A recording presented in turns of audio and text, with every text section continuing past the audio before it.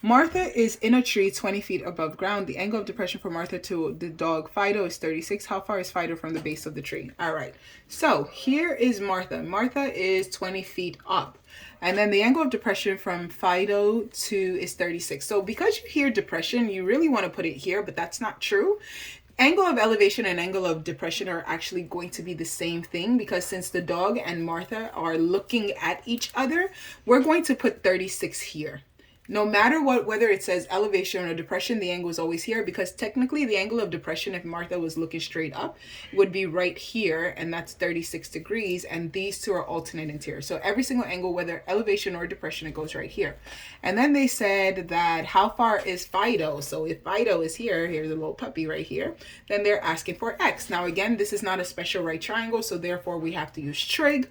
This is opposite, this is adjacent, so the tan, again, of 36 equals 20 over X. Opposite over adjacent. Now, because the X is on the bottom, we know that they kind of just switch places, or we can do a cross multiplying, but I know X equals 20 divided by tan 36. So I take my handy dandy calculator and I do 20 divided by 10, so I go down to 10, 36, and then I close parenthesis, and I get 27.52, because it is a side. X equals 27.53. Beautiful, lovely. All right, Claude is ziplining from one platform to another. The first platform is 150 feet above the ground. So first platform is 150 feet above the ground, and the second is only 120 feet above the ground. So 120 feet above the ground.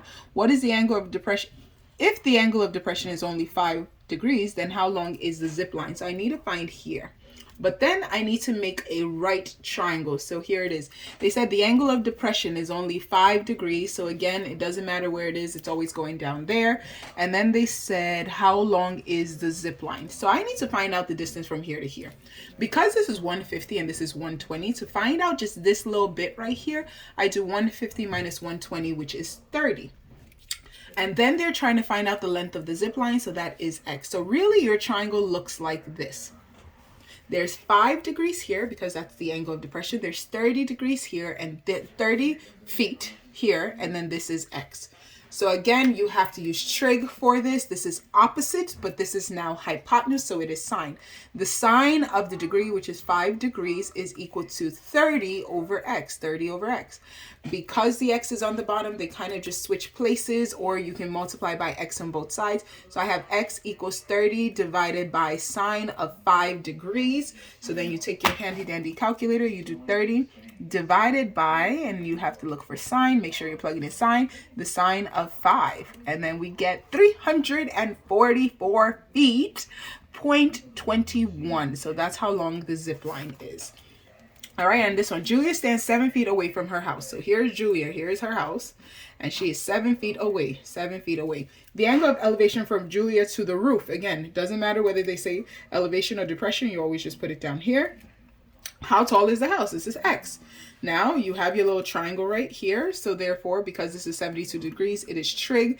This is opposite. This is adjacent. So therefore we use tan, and it's the tan of 72 equals opposite, which is X over 7. You cross multiply, and then you get 7 tan 72 equals X. So you take your handy dandy calculator, you do 7 times, and then you do tan 72, and then you get 21.54 feet. So 21.54 feet is the height of her house.